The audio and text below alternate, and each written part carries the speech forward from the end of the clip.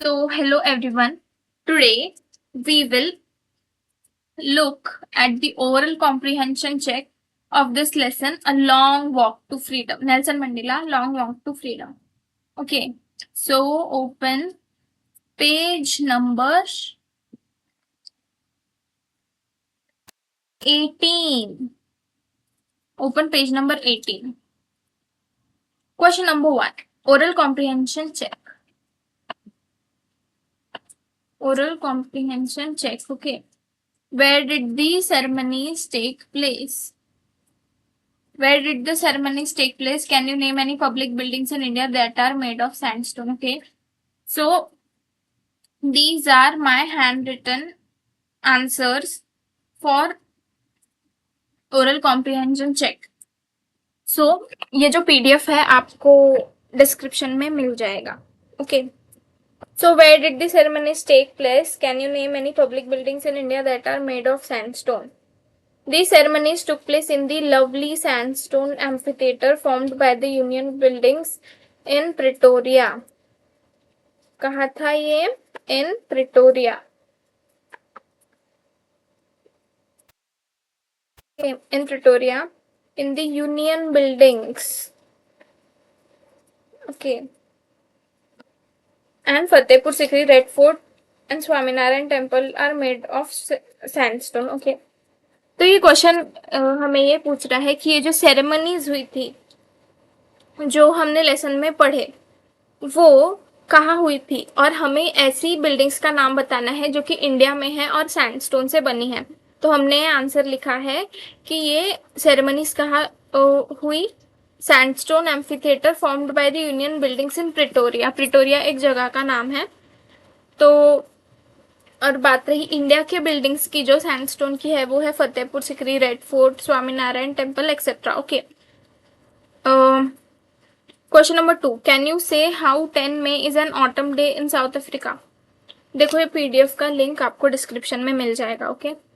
तो 10 May जो है वो इंडिया में क्या होता है? समर होता है. कितनी गर्मी होती है मई के महीने में, ऐसा चिड़चिड़ा हो जाता है इंसान गर्मी की वजह से. पर 10 May साउथ अफ्रीका में ऑटम डे है. ऑटम डे होता है. वो क्यों होता है तो हम आंसर में देखेंगे. South Africa is located below the equator in southern hemisphere. In southern hemisphere autumn is from March to May. therefore 10 May is an autumn day in South Africa. ठीक है. जो साउथ अफ्रीका है वो southern hemisphere में आता है. Okay. आप लोगों को ये चीज पता होगी कि ये अपना अर्थ है. जैसे फॉर एग्जाम्पल ओके अपना अर्थ है. ठीक है. तो अपना जो अर्थ है उसको अगर हम दो पार्ट में हाफ डिवाइड करें, मतलब which is an imaginary line, इसका जो ऊपर का पार्ट है, इसका जो ऊपर का पार्ट है वो होगा नॉर्दर्न, मतलब नॉर्दर्न हेमिस्फीयर, और जो नीचे का पार्ट है वो होगा सदर्न हेमिस्फीयर. तो जो साउथ अफ्रीका है वो सदर्न हेमिस्फीयर में आता है. और सदर्न हेमिस्फीयर में जो ऑटम का सीजन होता है वो होता है मई, वो होता है March to May. तो इसलिए 10 May is autumn day in South Africa. Okay. तो ऐसा ही सेम आंसर आप लिख देना. Okay. At the beginning of his speech, question number 3. At the beginning of his speech, Mandela mentions an extraordinary human disaster. What does he mean by this? What is that glorious human achievement that speaks of at the end? Okay. तो Nelson Mandela किस चीज के बारे में बात करते हैं? तो इस क्वेश्चन का आंसर है when he talks about an extraordinary human disaster, he refers to the prolonged prevalence of the apartheid policy. Okay. तो एक्स्ट्राऑर्डिनरी ह्यूमन डिजास्टर क्या है? जो अपार्थाइड पॉलिसी, जो डिस्क्रिमिनेशन की पॉलिसी थी उसके बारे में वो बात करते हुए कहते हैं कि वो एक एक्स्ट्राऑर्डिनरी ह्यूमन डिजास्टर था, वो मतलब बहुत बुरा फेस था उनके देश के हिस्ट्री का। Okay, apartheid refers to the policy of racial segregation, it refers to the policy of racial segregation. Okay, freedom of black people was curtailed. Okay, the glorious human achievement refers to the end of apartheid policy. The glorious human achievement refers to the end of apartheid policy and establishment of a non-racial government. Okay, non-racial government. कैसी government? Non-racial.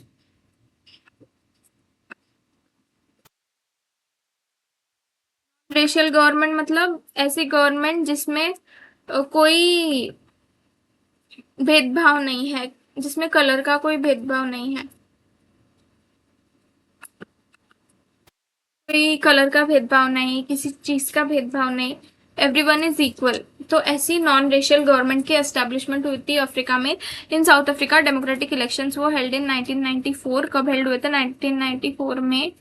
पता नहीं ऐसा क्यों आ रहा है box. तो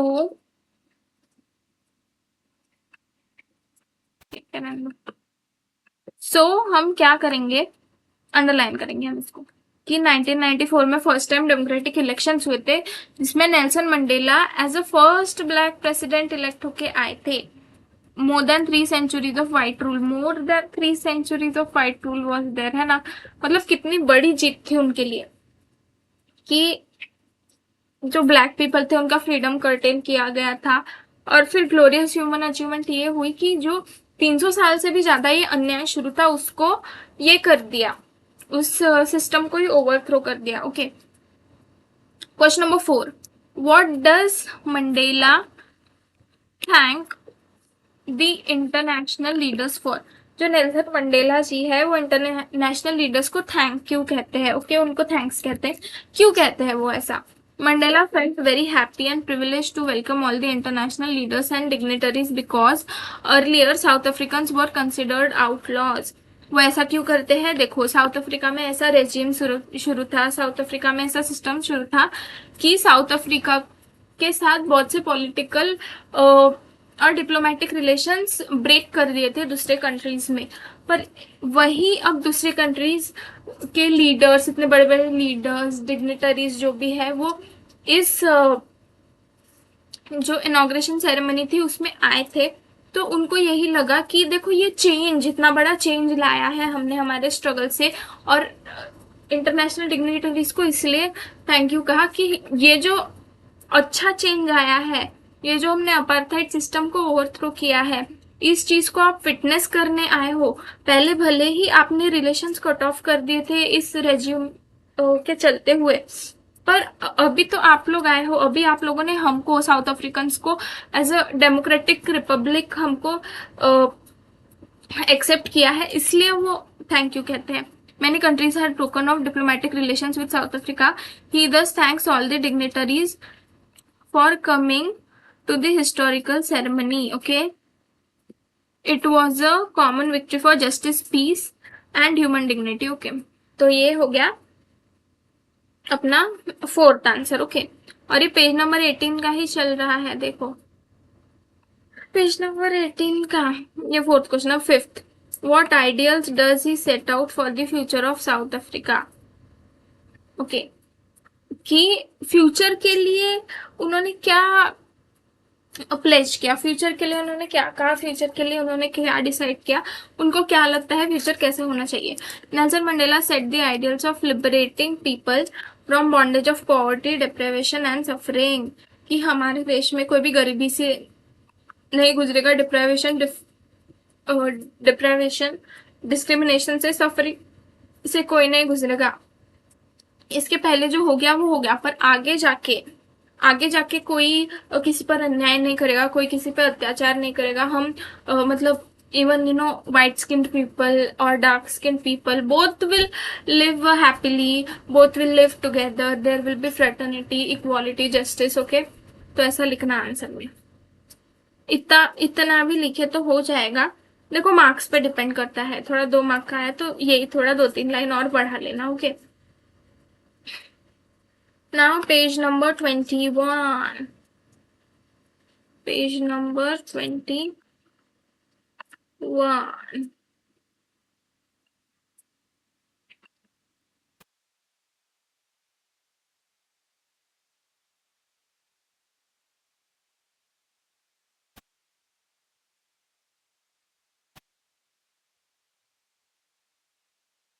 Page number 21. What did the military generals do? How did their attitude change? And why? Okay. तो and why है वो. Okay. And why. Okay. So इसका तो क्वेश्चन में हमको ये पूछा है कि ये जो मिलिट्री जनरल्स थे उनका एटीट्यूड कैसे चेंज हुआ और उन्होंने क्या किया उस दिन. के the highest military generals of south Africa defence force saluted Nelson Mandela. उन्होंने क्या किया? Saluted Nelson Mandela. Okay. And अरे सैल्यूटेड नेल्सन मंडेला. देखो, saluted Nelson Mandela and pledged their loyalty. मतलब उन्होंने कहा कि हम लॉयल रहेंगे कॉन्स्टिट्यूशन से, ये जो नया सिस्टम आया है उससे, और हम भी सबको इक्वली ट्रीट करेंगे. पर कुछ साल पहले ऐसे होता था कि यही जो मिलिट्री जनरल्स थे या नेल्सन मंडेला को अरेस्ट करते थे या फिर मतलब उनका कोई पर्सनल ग्रज नहीं था नेल्सन मंडेला जी के साथ. उनको ऊपर से ऑर्डर्स आते थे कि नहीं, इन लोगों को अरेस्ट करो, इन लोगों को मारो, ये लोग बगावत कर रहे हैं, ये लोग आवाज उठा रहे हैं, ये लोग ऐसे कैसे बोल सकते हैं. तो some years ago they would have arrested him. Okay, they would have arrested him. The establishment of non-racial government in South Africa had led to this wonderful change. ये वंडरफुल चेंज कहाँ से आया था? ये जो नॉन रेशियल गवर्नमेंट एस्टेब्लिश हुई उसके वजह से आया था, है ना. Now everyone was equal and had equal rights at respect of once day. अब सबके पास इक्वल राइट्स थे, सब इक्वल थे, कोई काले गोरे का भेद नहीं था. Okay. Now this is question number 2. Why were the two national anthems sung on the day of inauguration? अच्छा, sorry. Why were the two national anthems sung? ये है अपना क्वेश्चन. आंसर है on the day of inauguration, whites sang Nkosi Sikelel E Africa. अच्छा, इतना है क्या? E Africa. And the black sang Die Stem. And the black sang Die Stem. Singing both the national anthems was symbolizing the equality of whites and the blacks. अच्छा, दोनों भी national anthem क्यों गाए? अगर सिर्फ ब्लैक का national anthem गाए रहते तो ऐसा लगा होता कि अब हमारे जो प्रेसिडेंट है वो ब्लैक है, तो इसलिए ब्लैक का ही नेशनल एंथम गाएंगे, अब ब्लैक को ही ज़्यादा इम्पोर्टेंट देंगे वाइट लोगों से ज़्यादा. ऐसा मतलब ऐसा उसका मीनिंग होता और ऐसा लोग परसीव करते. पर वाइट का भी नेशनल एंथम गाए और ब्लैक का भी गाए, सिंबलाइजिंग कि दोनों भी नेशनल एंथम इक्वल है, क्योंकि वाइट लोगों को ब्लैक लोगों का नेशनल एंथम नहीं आता था और ब्लैक लोगों को वाइट लोगों का नेशनल एंथम नहीं आता था. तो दोनों नेशनल एंथम इसलिए गाए क्योंकि मतलब ब्लैक लोग ये बोलेंगे, वाइट लोग ये बोलेंगे, और धीरे धीरे इनका नेशनल एंथम इनको याद हो जाएगा और उनका नेशनल एंथम भी दूसरों को मतलब याद हो जाएगा, है ना. जो डायस्टेम है वो वाइट लोगों को याद हो जाएगा और जो निकोसी सिकिलेल ई अफ्रीका है वो ब्लैक्स को याद हो जाएगा फ्यूचर में. दोनों नेशनल एंथम इसलिए गाए क्योंकि इक्वालिटी रिप्रेजेंट करनी थी. सिर्फ वाइट का गाते तो ऐसा लगता कि अभी वाइट का ही आगे प्रमोशन करते रहना है क्या. वाइट लोगों के नेशनल एंथम को इम्पोर्टेंस, ब्लैक लोगों के नेशनल एंथम को तो इम्पोर्टेंस ही नहीं मिला. सिर्फ ब्लैक का गाते तो भी वैसे ही सोचते. तो दोनों नेशनल एंथम इसलिए गाए क्योंकि इक्वालिटी रिप्रेजेंट करनी थी. Okay. The national anthem was symbolising the equality of whites and the blacks. Okay. How does Mandela describe the systems of government in his country in the first decade? Nelson Mandela कैसे describe करते हैं कि जो first decade, देखो decade का मतलब क्या होता है सबसे पहले जान लेते हैं. ओके. डेकेड मतलब स्पैन ऑफ 10 years. ओके. इसका कलर बदल के मैं रेड कर देती हूँ. 10 years. ओके. तो डेकेड मतलब 10 ईयर्स। जो 19th सेंचुरी का जो 19th सेंचुरी का फर्स्ट डेकेड था, फर्स्ट डेकेड मतलब 1900 से 1910, ठीक है, वो decade. In the first decade of the century discrimination prevailed in the country. What prevailed? Discrimination prevailed in the country. Apartheid, the policy of racial aggregation, was being followed. There were separate roads, swimming pool, parks for the blacks and the whites. The black people did not have voting rights. Thus, apartheid system gave birth to one of the most inhumane societies in the world. Okay. तो first decade में क्या होता था? Apartheid की policy थी, भेदभाव चल रहा था, वाइट लोगों को अलग ट्रीटमेंट, डार्क स्किन लोगों को अलग ट्रीटमेंट, और जो ब्लैक लोग थे उनको वोटिंग राइट्स नहीं थी, और बहुत से राइट्स उनसे छीन लिए गए थे, उनको बिल्कुल इक्वल ट्रीटमेंट नहीं थी, उनको बहुत ही एक डिस्गस्ट और डिसरिस्पेक्ट की नज़रों से देखा जाता था। और इसके वजह से मतलब ये जो अपार्थाइड सिस्टम थी ये पूरे वर्ल्ड में बहुत मतलब बदनाम और बहुत इनफेमस सिस्टम है, मतलब one of the most inhuman है, पूरे दुनिया में आज भी मतलब जाना जाता है। और फिर सेकंड है कि in the final decade of the 20th century, in the final decade of the 20th century, हाँ 20th सेंचुरी, हाँ 19th सेंचुरी नहीं, 20th century, okay. In the final decade of 20th century the first free and fair elections were conducted. क्या हुए थे? First free and fair election. पहले भी election हुआ करते थे, पर उसमें अब ब्लैक लोगों को वोटिंग राइट ही नहीं है, तो फिर इलेक्शन में खड़े रहने का अधिकार तो बहुत दूर की बात हो गई। पर ये फ्री एंड फेयर इलेक्शन थे, ब्लैक लोगों ने भी पार्टिसिपेट किया, वाइट लोगों ने भी पार्टिसिपेट किया, वोटिंग राइट्स ब्लैक लोगों को भी दिए गए थे, वाइट लोगों को भी दिए गए थे। और कौन इलेक्ट होके आए थे as a president? Nelson Mandela. कौन होके आए थे? Nelson Mandela became the first black president of South Africa, thus establishing a non-racial government. तो ऐसा नॉन रेशियल गवर्नमेंट, और फिर वही इक्वालिटी, फ्रेटर्निटी, फ्रीडम वगैरह, ये सब वैल्यूज को बहुत इंपॉर्टेंस दी जाने लगी। Fourth question, what does courage mean to Nelson Mandela? Courage मतलब हिम्मत, करेज मतलब हिम्मत, okay. According to Nelson Mandela, courage does not mean absence of fear but the triumph over it. देखो, हिम्मत मतलब ये नहीं है कि आपको किसी चीज का डर नहीं लगता। हिम्मत का मीनिंग ये होता है कि आपको किसी चीज का डर लगता भी है तो आप उस डर को ओवरकम करो, आप उस डर से डर के घर पे मत बैठ जाओ, आप उस डर का सामना करो, आप ऐसी चीजें करो जिससे आपका और वो डर का एनकाउंटर हो, आमना सामना हो।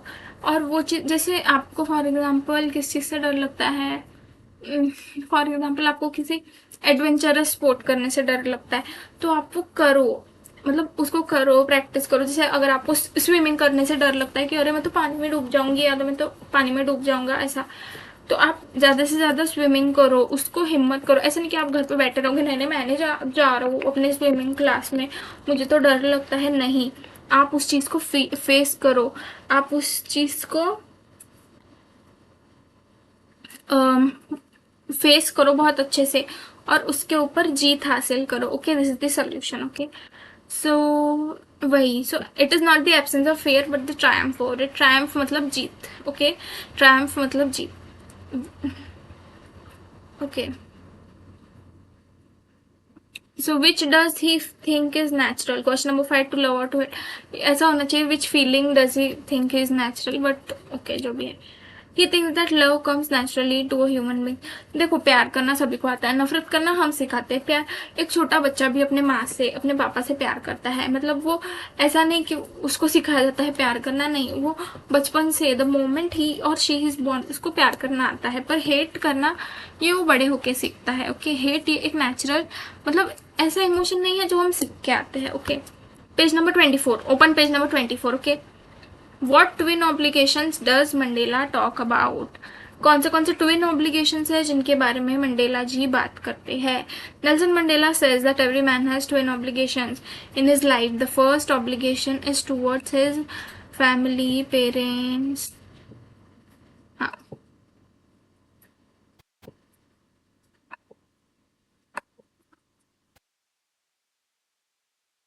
family, parents, wife and children. Okay.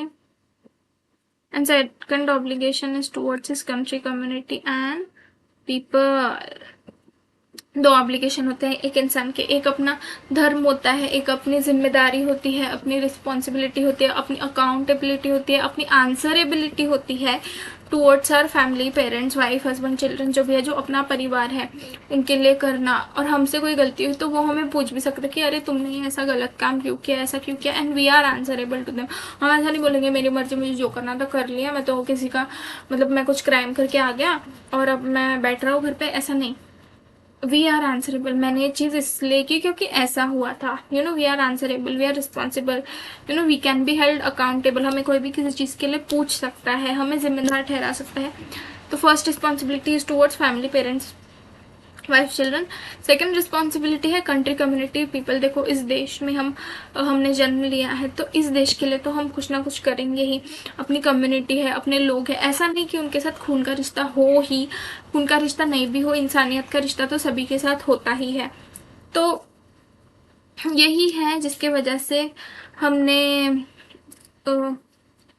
हमने हमारी दोनों भी रिस्पॉन्सिबिलिटीज पूरी करनी चाहिए। Okay, so now question number 2, what did being free mean to Mandela as a boy and as a student? How does he contrast these transitory freedoms with the basic and honorable freedoms? Okay, तो मतलब freedom की definition देखो, पहले उनको लगता था कि वो फ्री थे, पर फिर जैसे जैसे वो बड़े हुए उनको रियलाइज हुआ कि फ्रीडम का मतलब बस ये नहीं है चलना फिरना खाना पीना, बस इतना ही नहीं है। फ्रीडम का मतलब है कि इज्जत से जीना, वोटिंग राइट्स होना अपने हाथ में, और कोई भी हमें देखे तो ऐसे घिन की नज़रों से या डिस्गस्ट की नज़रों से ना देखे कोई हमें। ओके, तो मतलब ये कॉन्ट्रास्ट उन्होंने कैसे प्रेजेंट किया है।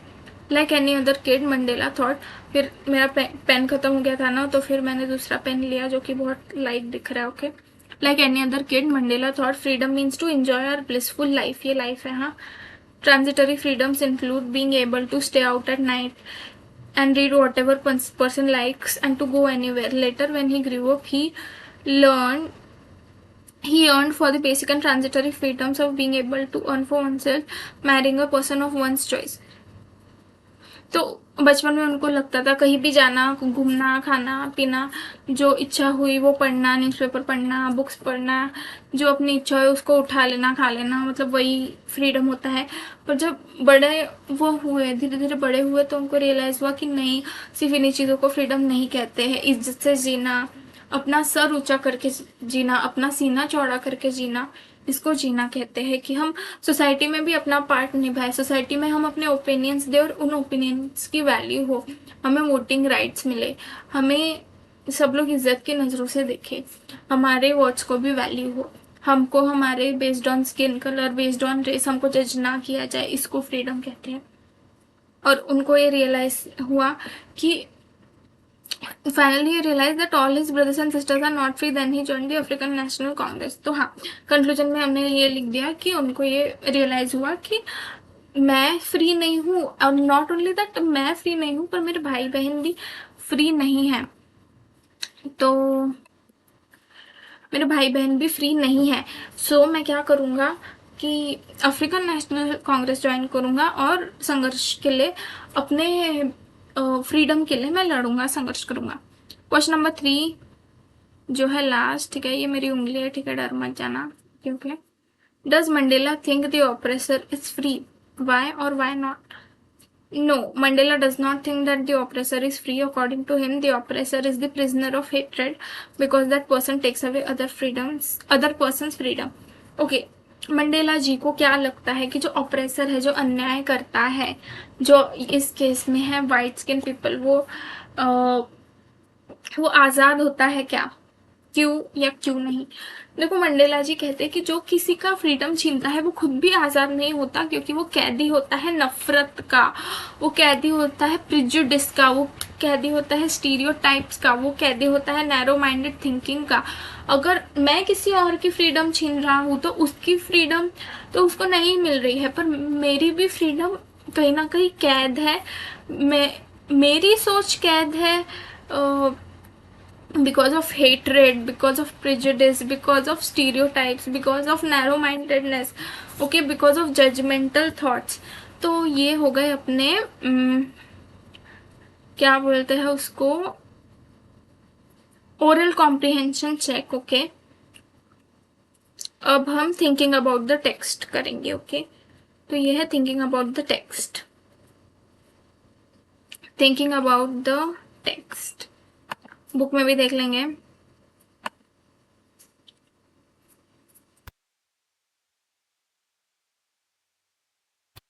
About the text. Why did such a large number of international leaders attend the inauguration? What did it signify the triumph of? Okay, तो इतने ज़्यादा लोग क्यों आए थे और किस चीज़ का ट्रायम्फ, मतलब किस चीज़ का विजय हुआ था, मतलब ऐसी कौन सी बहुत बड़ी चीज़ अचीव कर ली थी जिसकी वजह से इतने सारे लोग आए थे. ओके, तो yes, a large number of A large number of international leaders attended Nelson Mandela's inauguration because it was momentous and historic event. बहुत बड़ा इवेंट था, ऐसा छोटा इवेंट नहीं था जैसे अपन घर में बर्थडे पार्टी मनाते हैं या घर के घर में जैसे कुछ होता है छोटा मोटा इवेंट, वैसा नहीं है. ये एक बड़ा इवेंट है on an international level. On a national level वो एक इवेंट था. इतनी बड़ी जीत हासिल की थी. 300 साल का वाइट रूल खत्म हुआ था, तो इंटरनेशनल लीडर्स भी आए थे. अपार्थाइड पॉलिसी खत्म हो गई थी. सच्चाई की जीत हुई थी. लड़ाई जो सत्य की लड़ाई थी, जो फ्रीडम की लड़ाई थी, जो आज़ादी की लड़ाई थी, उसकी ये जीत थी. Okay, so symbolizing the end of apartheid and the birth of a democratic non-racial South Africa. The presence of these world leaders underscored global support for South Africa's peaceful transition from an oppressive regime to a system that upheld equality and justice for all. Okay, तो वही ऐसा system लाया गया था जहाँ सब equal है. कोई गोरे काले का भेद नहीं, बड़े छोटे का भेद नहीं, किसी भी तरह का कोई भेद नहीं, सब इक्वल थे. तो ये एक विक्ट्री थी, ये एक ट्रायम्फ था, ये एक जीत थी, ये एक अचीवमेंट थी. ठीक है, तो this event signified the triumph of freedom, justice and human dignity over the long-standing system of racial oppression and discrimination. It was a victory for democracy, not just for South Africa but for the entire world, as it marked the success of a long and difficult struggle for equality and human rights. The international attendance also symbolized solidarity with South Africa's commitment. Solidarity मतलब support, हाँ, with South Africa's commitment to creating a society based on peace, reconciliation and mutual respect. तो international leaders क्यों आए थे? वो south Africa को support करने आए थे कि जो साउथ अफ्रीका है वो अपने जो पुराना सिस्टम है उसको डिस्कार्ड करके, उसको ओवरथ्रो करके, उसको पूरी तरह से अबॉलिश और कैंसिल करके अब ये नए सिस्टम को लाए थे जिसमें सब इक्वल है. एक फ्री एंड फेयर इलेक्शन हुआ, उसमें कौन एज ए प्रेसिडेंट इलेक्ट हुए? नेल्सन मंडेला जी इलेक्ट हुए, जो कि एक ब्लैक पर्सन थे और उनने हमेशा ब्लैक पर्सन के राइट्स के लिए, अधिकारों के लिए, उनके फ्रीडम के लिए, इक्वालिटी के लिए, जस्टिस के लिए उन्होंने हमेशा स्ट्रगल किया और इन सब चीज़ों को सपोर्ट करने आए थे international leaders. Okay, question number 2. What does Mandela mean when he says he is simply the sum of all those African patriots who had gone before him? ऐसा क्यों कहते हैं मंडेला जी कि he is simply the sum of all those African patriots? उनके पहले भी लोगों ने स्ट्रगल किया. Okay, he was not the first one to struggle or to raise voice against the injustice that was going on. उनके पहले भी बहुत से लोग थे जिन्होंने अन्याय के खिलाफ आवाज उठाई. तो वो ऐसा क्यों बोलते हैं कि वो उन्हीं लोगों का एक सम है? ठीक है, तो हम आंसर देखते हैं. When Nelson Mandela says he is simply the sum of all those African patriots who had gone before him, he is acknowledging that his achievements and position as South Africa's first black president are the results of the sacrifices and courage of countless individuals who fought against the apartheid before him. So yes, कि जो भी उनकी achievement है वो सिर्फ उनके अकेले की वजह से नहीं है, उनके पहले भी लोगों ने स्ट्रगल किया, उनके भी वजह से है. उनसे मतलब नेल्सन मंडेला जी उनसे भी इंस्पायर हुए थे. ऐसा नहीं है कि वो खुद से ही सब करने लगे या उनको रैंडमली कोई आइडिया आया, नहीं, इन लोगों ने भी उनको बहुत इंस्पायर किया. Mandela emphasizes that his leadership is not just about his personal effort but it is built on the foundation laid by many African freedom fighters like Oliver Tambo, Walter Sisulu, Chief Luthili and others. Okay, ये जो लोग हैं इनके mentality की वजह से, इनके ideas की वजह से, इनके एक्शंस की वजह से ये इंस्पायर हुए और इन्होंने भी ये काम किया. उन्होंने भी अपनी पूरी लाइफ अफ्रीका के फ्रीडम स्ट्रगल को डेडिकेट की. In the similar way Nelson Mandela ji ने भी 30 साल, सोचो 30 साल is not a joke. Okay, 30 साल में एक बच्चा जवान हो जाता है. इंडिया में शादी हो जाती है 30 साल के बच्चे की, है ना. तो मतलब 30 साल का वो बच्चा भी नहीं रहता, वो एक ग्रोन मैन, ग्रोन वुमेन, एक आदमी या औरत बन जाता है वो. और उतना मतलब 30 साल उन्होंने, मतलब 30 साल वो जेल में रहे विदाउट हिज फैमिली. उनके साथ कैसा ट्रीटमेंट किया, हमसे तो 1 महीना भी ना रह पाए, पर वो 30 साल रहे. मतलब सोचो उनकी डेडिकेशन, उनका जो प्यार था उनके कंट्री के प्रति, उनके कम्युनिटी के प्रति, उनकी मतलब जो वो सेकंड ऑब्लिगेशन की बात करते हैं, उन्होंने वो पूरे तरीके से पूरा किया. पर कहीं ना कहीं वो फर्स्ट ऑब्लिगेशन करना पूरा करना भूल गए. या इट्स नॉट लाइक कि वो भूल गए, उनको टाइम ही नहीं मिला. And he was so busy in struggling for freedom कि उनको मतलब वो चांस ही नहीं मिला अपने फैमिली के लिए कुछ करने का. इसलिए उन्हें बहुत बार ये गिल्ट होता था, ठीक है मैंने भले ही कुछ किया भी हो देश के लिए, पर मैंने अपने खुद के फैमिली के लिए कुछ नहीं किया. मैं कभी अच्छा भाई नहीं बन पाया, मैं कभी अच्छा हस्बैंड नहीं बन पाया. इस बात का गिल्ट, इस बात का रिग्रेट, इस बात का रिपेंट उनको हमेशा रहता है. सो by stating this, Mandela humbly recognizes that his success represents the collective efforts of generations of activists and that their contributions and sacrifices made the triumph of democracy in South Africa possible. In essence, Mandela views himself as a continuation of a long line of patriots whose bravery and determination to achieve freedom played a crucial role in the country's liberation. Okay, so क्या कह रहे हैं वो कि जो ये हुआ है, जो हमारी जीत हुई है, वो मेरे अकेले की वजह से नहीं कि नहीं मैंने स्ट्रगल किया, मैं प्रेसिडेंट बन गया, मेरे अकेले का ही क्रेडिट है, बाप रे मैंने तो 30 साल जेल में बिताया, मैं कितना ग्रेट हूँ. नहीं, ऐसी सोच नहीं है उनकी. मेरे भी पहले लोगों ने स्ट्रगल किया है, but they were so unfortunate कि वो ये आज का दिन नहीं देख पाए, क्योंकि उन्होंने पूरी अपनी लाइफ डेडिकेट कर दी. उनकी डेथ भी स्ट्रगल करते करते, लड़ाई करते करते ही हो गई.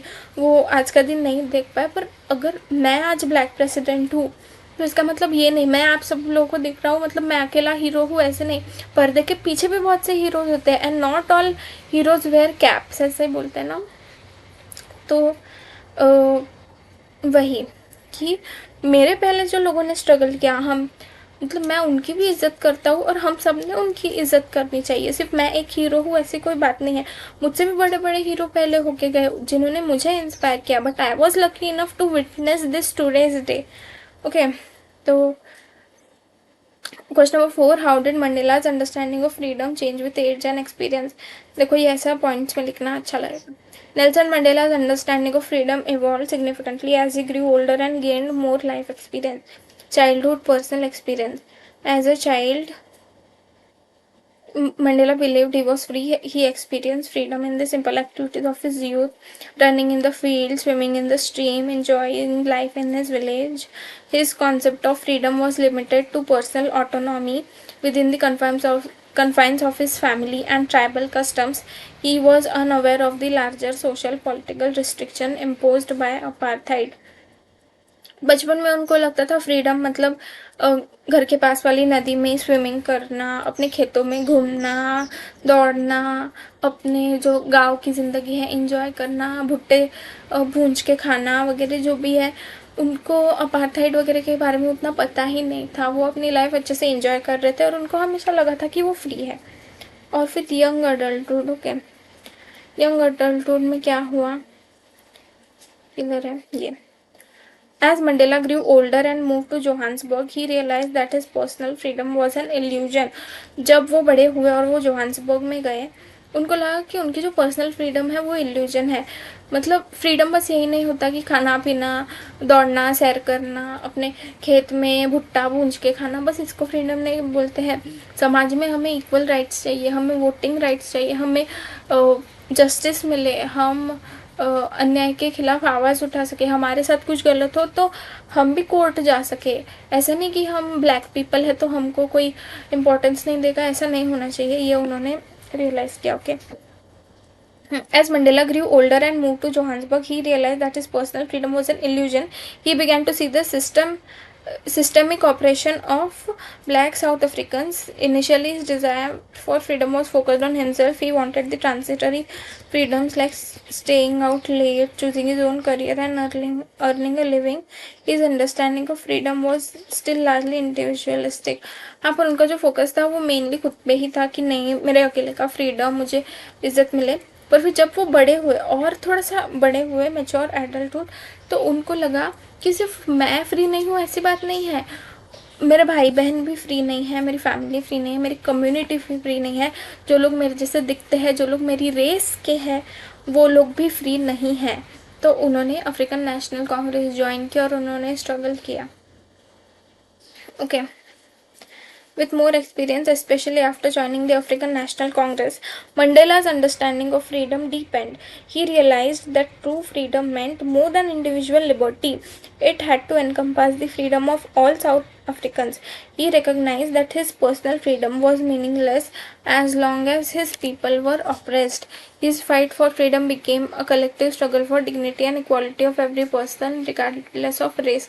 उन्होंने जो स्ट्रगल किया वो सबके लिए किया, उनका वो सेल्फिश रीज़न नहीं था, सबके लिए स्ट्रगल किया। कोई फ्री नहीं है, किसी को इज्जत की नज़रों से नहीं देखा जा रहा, किसी को वोटिंग राइट्स नहीं मिल रहे, जो मेरे जैसा दिखता है, जो ब्लैक है, जो मेरी रेस का है। Okay, post imprisonment universal freedom. After spending 27 years in prison, Mandela's view of freedom expanded even further. He came to believe that both the oppressed and the oppressors needed liberation.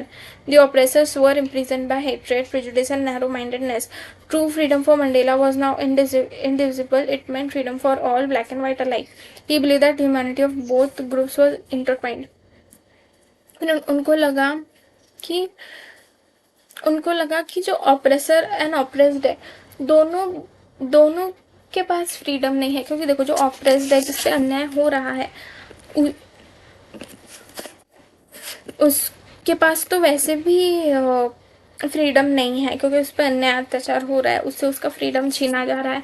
पर जो oppressor है उसके पास भी freedom नहीं है। क्यों? क्योंकि उसका माइंड एक गुलाम है हेट्रेड का, नैरो माइंडेडनेस का, प्रिजुडिस का, स्टीरियोटाइप्स का। ओके, सो इसके वजह से दोनों भी आज़ाद नहीं है। दोनों को भी आज़ाद करना इम्पोर्टेंट है, दोनों को, मतलब ऑप्रेसर को भी, ऑप्रेस्ड को भी। ऑप्रेसर को ऑप्रेस्ड के ऑपरेशन से निकालना होगा, उसके अन्याय से, अत्याचार से, उस सिस्टम से निकालना होगा। और जो ऑप्रेस्ड है और जो ऑपरेसर है उसकी भी सोच में हमको सुधार लाना पड़ेगा, उसको भी हमने सिखाना पड़ेगा कि नहीं, ऐसे किसी के रंग के बेस पे किसी के किसके बेस पे, जेंडर के बेस पे या किसी के रेस के बेस पे हमें उस पर डिस्क्रिमिनेशन नहीं करना चाहिए, है ना। हम सब इक्वल हैं, हम सब भगवान के बच्चे हैं, हम सभी इसी धरती पे मर जाएंगे। देखो क्या रखा है इतना डिस्क्रिमिनेशन वगैरह करके। देखो कोई गोरा है, कोई काला है, कोई कोई कैसा भी है, हम सब we all breathe the same air. Okay, हम नेचर के रूल्स तो हमारे लिए अलग नहीं है, तो हम कौन होते हैं डिस्क्रिमिनेट करने वाले। Okay, conclusion. The Mandela's understanding of freedom evolved from a focus on personal liberty to a broader, more profound commitment to collective and universal freedom. His life experiences, especially his imprisonment, deepened his belief that freedom is not only about individual rights but about ensuring justice and equality for all.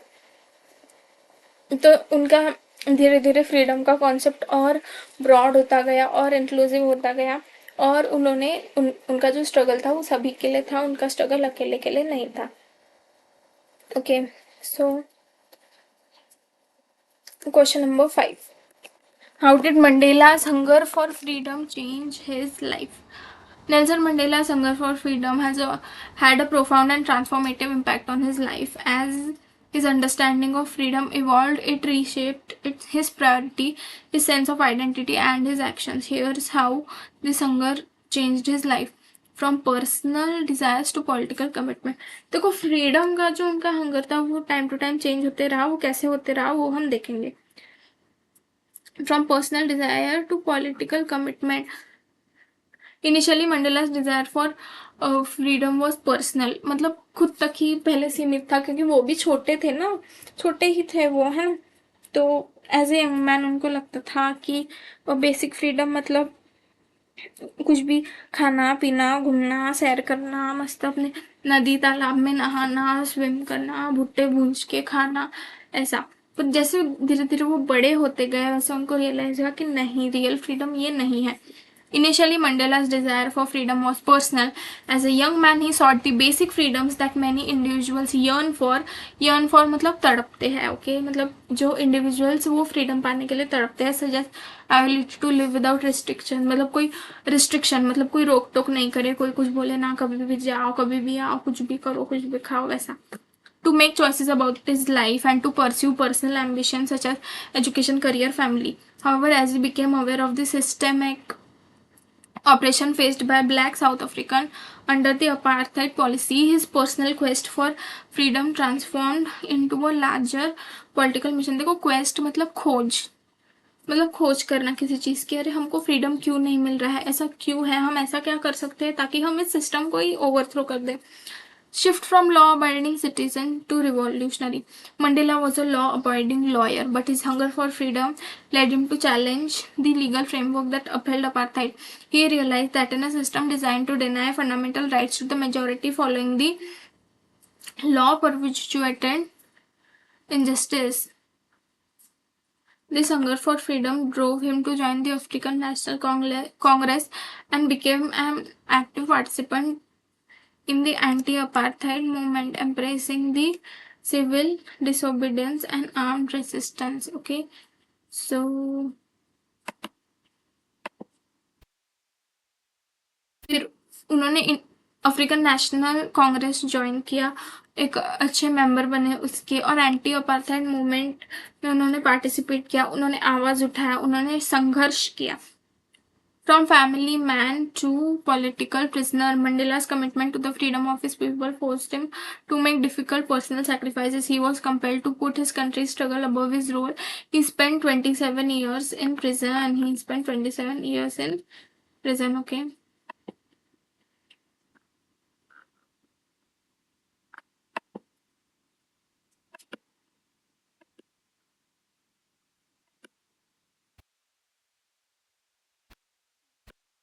During which time he was separated from his wife and children.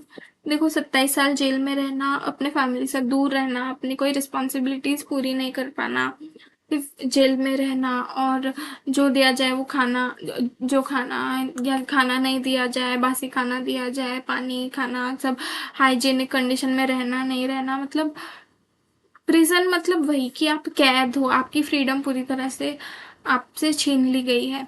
Jail के बाहर भी थे तो freedom नहीं था, jail के अंदर तो और ही फ्रीडम नहीं था। अपने वाइफ बच्चों से सबसे दूर, अपनी मतलब पर्सनल लाइफ को तो पूरा ही उन्होंने सेक्रीफाइस कर दिया था, है ना। His hunger for freedom turned him from a devoted husband and father into a man willing to forego personal relationship to achieve the greater good. उन्होंने अपने फैमिली की जो रिस्पॉन्सिबिलिटीज है वो सेक्रीफाइस कर दी, कहीं ना कहीं फैमिली की सेफ्टी है उसको दाव पे लगा के उन्होंने अपने लाइफ में इतना स्ट्रगल किया, इतना सब किया उन्होंने।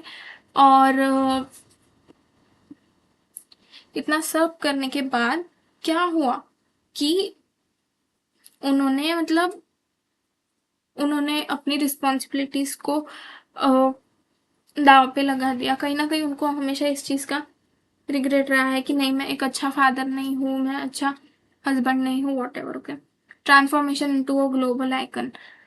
As his hunger for freedom intensified, Mandela evolved from a local leader into a symbol of global fight for justice, equality, and human rights. His unwavering commitment to freedom, and even in the face of immense personal suffering, inspired millions around the world. His leadership in dismantling apartheid made him an international icon of peace and reconciliation. Okay. तो उनके इतने struggle की वजह से उनको एक international level पे recognition मिला। देखो, आज हम इंडिया में बैठ के उनका लेसन क्यों पढ़ रहे हैं, क्योंकि उनका वर्क कितना इम्पैक्टफुल था, इतना इन्फ्लुएंशियल था, इतना स्ट्रॉन्ग था, इतना इंस्पिरेशनल था। ओके, मतलब है, मतलब उनका वर्क है ना। तो वही इस चीज़ की वजह से वो एक ग्लोबल आइकन बने। From divisive rebel to unifying leader. Mandela's hunger for freedom also expanded his vision beyond his own community. He came to believe that true freedom could not be achieved only for black South African. It had to include all people, including those who had been the oppressors. Okay, this belief in universal freedom made him a unifying figure, allowing him to lead South Africa through a peaceful transition to democracy. Instead of seeking revenge, Mandela chose reconciliation. Showing that his hunger for freedom was not driven by hatred but by a deep sense of justice. हाँ, उन्होंने ऐसा नहीं सोचा कि अब मैं एक black president बन गया हूँ तो सिर्फ ब्लैक लोगों की चलेगी, सिर्फ ब्लैक लोगों का नेशनल एंथम गाएंगे, अब हम ब्लैक लोग मिलके वाइट लोगों पे अन्याय अत्याचार करेंगे, अब इन लोगों ने हमारे साथ जैसा ट्रीट किया हम इन लोगों के साथ वैसा ही ट्रीट करेंगे. नहीं, इन लोगों ने ऐसा नहीं सोचा. नेल्सन मंडेला जी ने एज ए प्रेसिडेंट ऐसा नहीं सोचा. On the contrary he thought कि हम सबको इक्वल राइट्स देंगे, हम सबको लेके चलेंगे, हम सबको जस्टिस देंगे, हम सबको इक्वालिटी देंगे, वाइट लोग भी हमारे ही भाई हैं. उनका मतलब उन्होंने कभी भी हेट्रेड की तरफ या रिवेंज की तरफ उनका कभी व्यू पॉइंट नहीं था. ओके, और उन्होंने ये सोचा कि फ्रीडम मतलब बस ब्लैक लोगों का फ्रीडम नहीं, वाइट लोगों का भी फ्रीडम. वाइट लोगों की मेंटालिटी में कहीं ना कहीं चेंज लाना होगा कि नहीं, कोई ब्लैक भी है या कोई वाइट भी है तो उसको ब्लैक लोग भी है या वाइट लोग भी है तो उनको मतलब कहीं ना कहीं उनके मेंटालिटी में चेंज लाना होगा. किसी को भी उनके रंग की वजह से, रूप की वजह से जज नहीं करना चाहिए.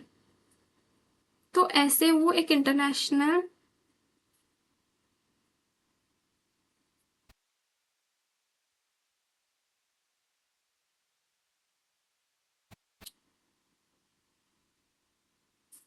Mandela chose reconciliation. Conclusion.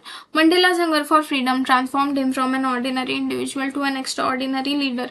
It pushed him to sacrifice his personal life, risk everything for his belief, and become a global symbol of peace, justice, and equality. It changed not only his life but the lives of the millions, helping to dismantle apartheid and promote the idea that freedom is a right for all humanity. मतलब as a leader वो कितने अच्छे थे. कितने लोग होंगे जिनको मतलब जो अन्याय के खिलाफ आवाज नहीं उठा सकते, पर नेल्सन मंडेला ने ये चीज की. उन्होंने एक बहुत अच्छी लीडरशिप प्रोवाइड की, वो एक बहुत अच्छे लीडर थे, है ना. और उन्होंने हमेशा अपना सपोर्ट किया जस्टिस के लिए और उन्होंने अपनी पर्सनल लाइफ भी सैक्रिफाइस की.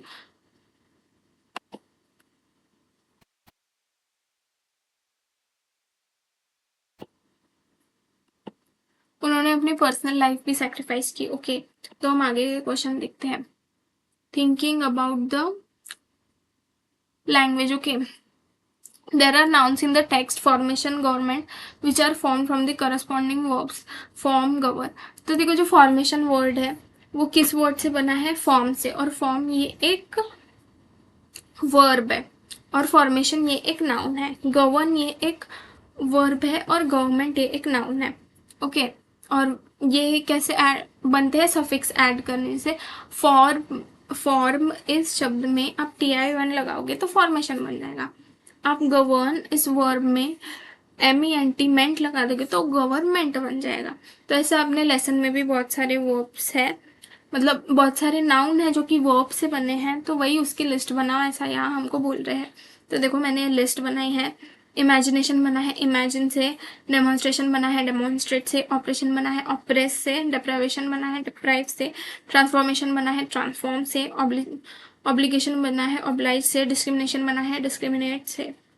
ओके, सो फिर ये हो गया second question. Read the paragraph below, fill in the blanks with the noun forms of the verbs. Martin Luther King's contribute. Contribute का क्या नाउन हो जाएगा, contribution. To our history as an outstanding leader began when he came to the assistance of Rosa Parks, a seamstress who refused to give up her seat on a bus to a white passenger. In those days, American blacks were confined to positions of second-class citizenship by restrictive laws and customs. To break these laws would mean dash and dash. Subjugate का क्या हो जाएगा, subjugation. Humiliate का हो जाएगा humiliation. We are adding TION. Okay. by the police and the legal system, beatings, imprison का क्या होगा, imprisonment, and sometimes death awaited those who defied the system. Martin Luther King's tactics of protest involved non-violence resistance to racial injustice. Resist में हमने ANC लगाया तो resistance हो गया. Okay, तो using the definite articles with name. अच्छा, तो ये आप पढ़ लेना, पर मैं बता देती हूँ इसका मीनिंग कि बहुत बार हम द लगाते हैं, पर देखो इस लेसन में कैसे यूज किया है, द नेल्सन मंडेला और द नेल्सन मंडेलास. तो हम कभी किसी पर्सन के सामने द नहीं लगाते, कभी कभी हम द लगाते हैं, नॉट बिकॉज कि वहाँ हम ए एंड द हमको लगाने की ज़रूरत है, पर कभी कभी हम किसी चीज़ को इतना इम्पोर्टेंस दे देते हैं कि हम उसके सामने द लगाते हैं. जैसे हम बोलेंगे, oh my god, the Amitabh Bachchan came to Nagpur for example. मतलब एक, the Amitabh Bachchan came to my city. तो मतलब द अमिताभ बच्चन मतलब वो इतने लेजेंड है कि उनके नाम के सामने हम द लगाएंगे. Okay, here are some more examples of the used with proper names. Try to say what these sentences mean. You may consult a dictionary if you wish. Look at the entry for the. Okay, Mr. Singh regularly invites the Amitabh Bachchans and the Shah Rukh Khans to his party.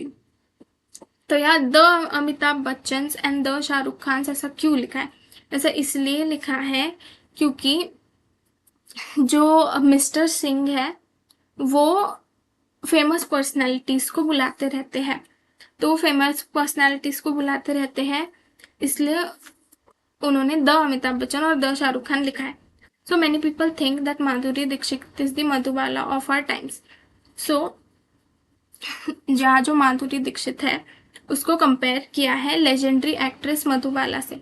इसलिए यहाँ the Madhubala लिखा है क्योंकि मधुबाला उनके time की बहुत बड़ी actress थी.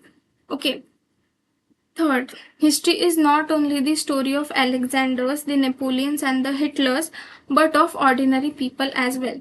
तो यहाँ द एलेक्जेंडर और द नेपोलियन ये फेमस फ्रीडम फाइटर्स है, इसलिए उनके नाम के आगे द लिखा है. So, idiomatic expressions. Match the italicized phrases in the column A with the phrases nearest in meaning in column B.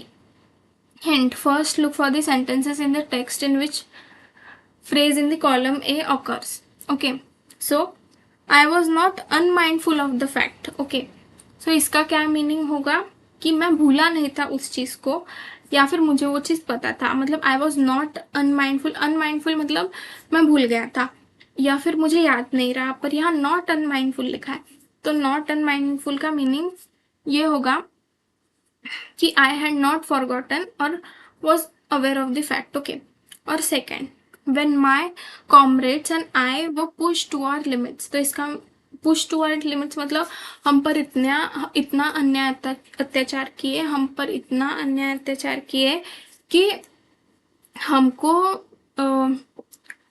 जो ये था मतलब हम सहन ही नहीं कर पाए. हमारे टॉलरेंस से भी ऊपर, हमारी सहन शक्ति से भी ऊपर हम उतना ज़्यादा सफ़र ही नहीं कर सकते थे, उतना ज़्यादा सहन ही नहीं कर सकते थे. ओके, तो इसका आंसर होगा थर्ड. और ये थर्ड जो है, to reassure me and keep me going. तो इसका मतलब कीप मी गोइंग का मतलब ये नहीं है कि चलना फिरना या घूमना. इसका मतलब ये है कि help me to continue to live in hope in this very difficult situation. कभी कभी बहुत डिफ़िकल्ट सिचुएशन आ जाती है लाइफ में और हम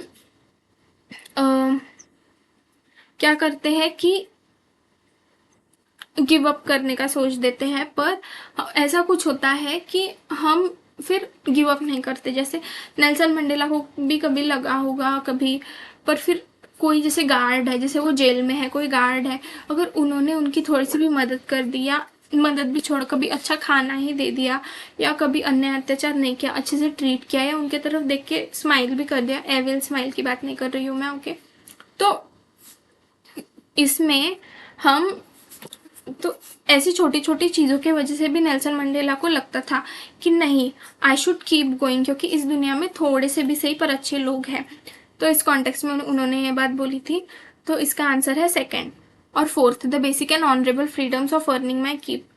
तो अर्निंग माई कीप मतलब first earning enough money to live on, कि कम से कम इतना तो पैसा कमाऊँ लाइफ में कि मैं जी पाऊँ, अपने बेसिक ज़रूरतें पूरी कर पाऊँ।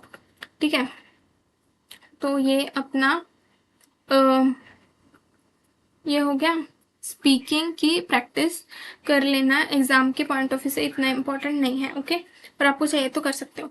Writing, looking at the contrast, Nelson Mandela's writing is marked by balance, many sentences have two parts in balance, use the following phrases to complete the sentences given below, it requires such depth of operation to create such heights of character, okay, कि जो लोगों पे बहुत अन्याय अत्याचार होता है वो लोग बहुत मतलब उनका कैरेक्टर बहुत ही निखर के आ जाता है।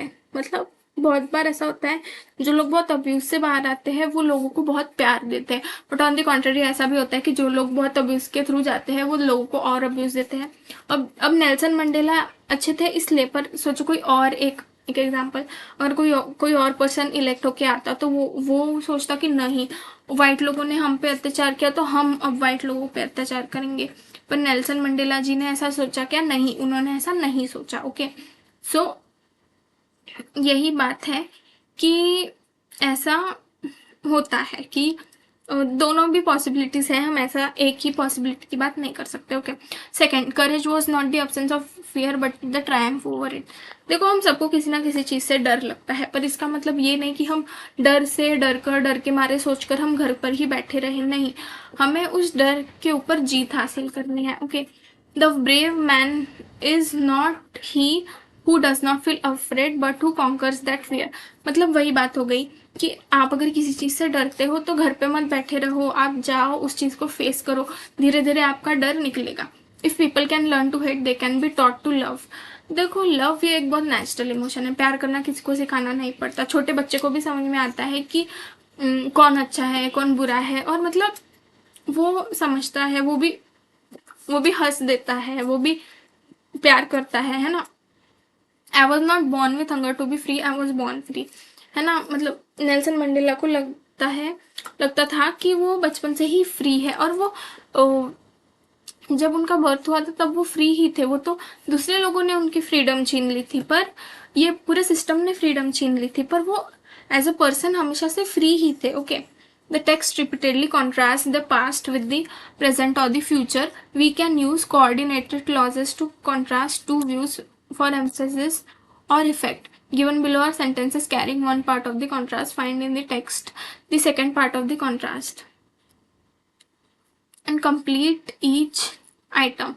Identify the words which signal the contrast. This has been done for you in the first item. Okay, तो वही हमको ये सेंटेंसेस पूरे करने हैं।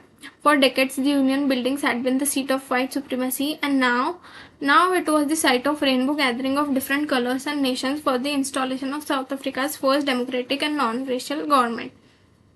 Second, only moments before the highest generals of the South African Defense Force and Police saluted me and pledged their loyalty, but not so many years before they would have not saluted me but arrested me, है ना। तो ये है कि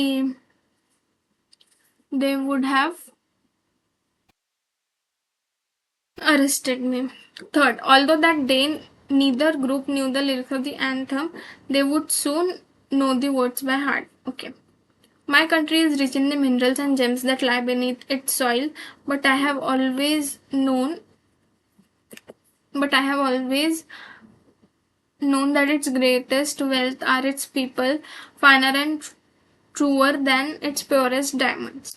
Fifth, the air show was not only a display of pinpoint precision and military force, but a demonstration of the military's loyalty to democracy, a new government force, but a demonstration of a military's loyalty to democracy to a new government that had been freely and fairly elected.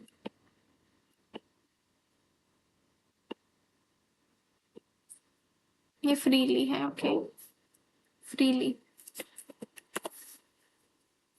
It was this desire for The freedom of my people that transformed frightened young man into a bold one, that drove a law-abiding attorney to become a criminal, that turned a family-loving husband into a man without a home. Okay, so ये हो गया. Do you think that there is color prejudice in our own country? Discuss this with your friend and write a paragraph of about 100 to 150 words about this. You have the option of making your own paragraph, a humorous one.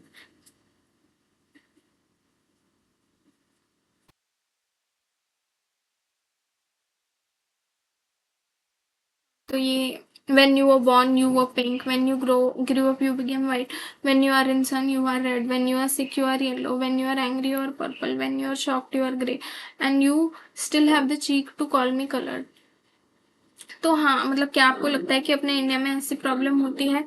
Personally मुझे तो लगता है कि हाँ, there is so much bias towards fair people होता है, but it's okay. हमें देखो, हमें बस अपने करियर गोल्स पे फोकस करना है, ठीक है?